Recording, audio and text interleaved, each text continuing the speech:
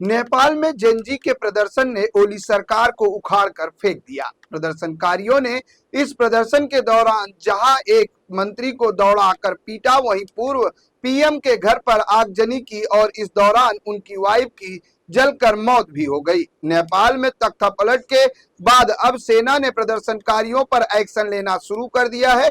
इधर भारत में भी इस प्रदर्शन को लेकर सियासी हलचल शुरू हो गई है। प्रधानमंत्री नरेंद्र मोदी ने सोशल मीडिया के जरिए कहा कि कैबिनेट की सुरक्षा को लेकर हुई बैठक में नेपाल के घटनाक्रम को लेकर विस्तार से चर्चा हुई।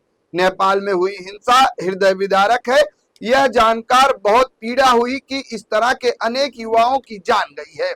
नेपाल की स्थिरता, शांति और समृद्धि हमारे लिए अत्यंत महत्वपूर्ण है।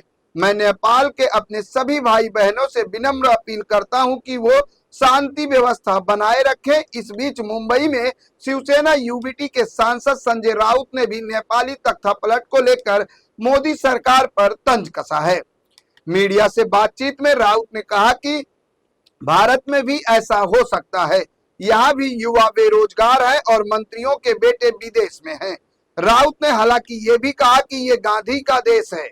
गांधी के विचारों की वजह से अभी तक हमारा देश इस तरह के प्रदर्शन से बचा हुआ है। आपको बता दें कि अभी तक श्रीलंका, म्यांमार, बांग्लादेश इस तरह के प्रदर्शन का शिकार हो चुके हैं।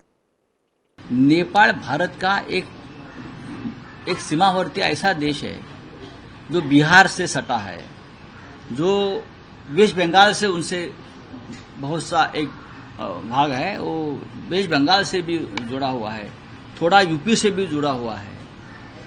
ये आग जो है जो नेपाल में लगी है देश के सीमा पर, और हिंदुस्तान में 75 लाख 75 लाख नेपाली भी रहते हैं। ये आग जो है वो करप्शन के खिलाफ है। ये आग जो है नेपाल में लगी है ये तानाशाही के खिलाफ है। और ये आग सरकार, मंत्री और मंत्रियों के बेटे जो फॉरेन विदेश में जो है ना, उनके खिलाफ भी है। मंत्री उनको सड़क पर पकड़ कर लोगों ने मारा है, घर जलाए हैं। भारत की स्थिति भी ठीक नहीं है। ये ऊपर सब दिखा रहे हैं।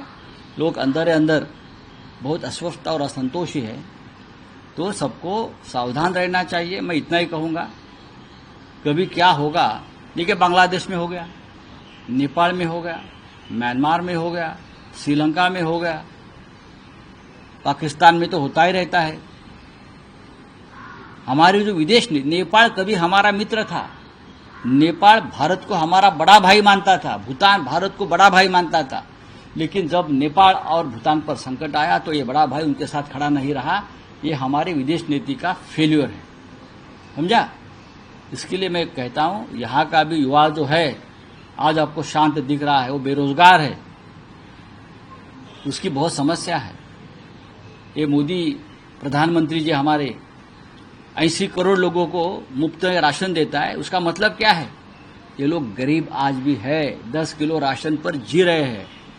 नेपाल की हालत भी ऐसे ही है, ऐसी थी। और आप लोग भारत में भी यहाँ से पूरा पैसा विदेश में जा रहा है। हाँ, किसका बेटा दुबई में बैठा है, किसका बेटा सिंगापुर में बैठा है, किसका बेटा और कहाँ बैठा है। हाँ, कोई क्रिकेट का चेयरमैन बन गया, क्या है। उसके खिलाफ असंतोष नेपाल में भटका है। और ये चिंगारी भारत में अगर आती है तो भारत बड़ा देश है, लोकतंत्र है। लेकिन भारत आज तक जो बचा है वो सिर्फ यहाँ महात्मा गांधी का जन्म हुआ था, और गांधी को आज भी देश मानता है, इसलिए ये लोग बचे हुए हैं। आप गांधी को कितने भी गाली दीजिए मोदी जी, लेकिन आप जो बचे हैं ना, आपकी सरकार, वो सिर्फ गांधी विचार की वजह से बची है।